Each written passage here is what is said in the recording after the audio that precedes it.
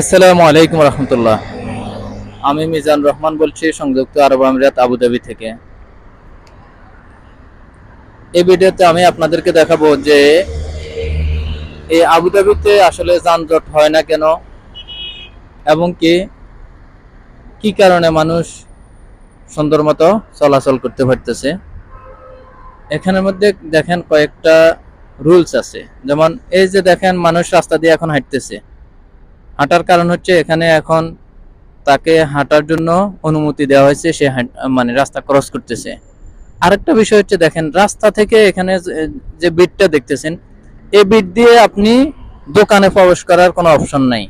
আপনি সরাসরি সিগন্যাল থেকে কিংবা রাস্তা থেকে আপনার এই দোকানগুলোতে প্রবেশ করার কোনো অপশন নাই, যার কারণে আপনার যানজট হয় না।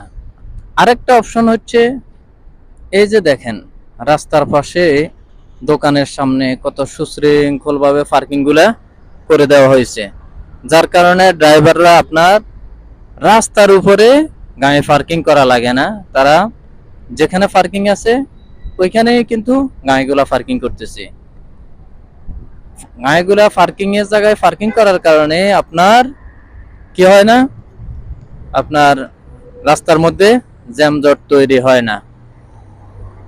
আর লোড আনলোডিং এর গাড়ি এখন দেখেন কোনো লোড আনলোডিং এর গাড়ি এখন চলাচল করতেছে না, বুঝছেন। লোড আনলোডিং এর গাড়ি অর্থাৎ বড় বড় গাড়ি যেগুলো আছে, ট্রেলার যেগুলো আছে, ওগুলারও নির্দিষ্ট একটা সময় আছে, সময়ভেদ আছে। ওই সময়ে গাড়িগুলা ইন্ডাস্ট্রিয়াল এরিয়ার মধ্যে কারখানাগুলোতে যায়, কিন্তু নির্দিষ্ট টাইমের ভিতরে আপনাকে প্রবেশ করতে হবে এবং কি লোড আনলোডিং করতে হবে।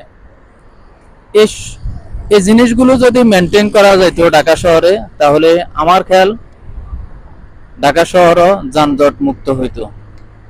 তো ভিডিওটি কে কোথায় থেকে দেখছেন এবং কি আপনাদের ভিডিওটি কেমন লাগছে আশা করি কমেন্ট বক্সে জানিয়ে দেবেন।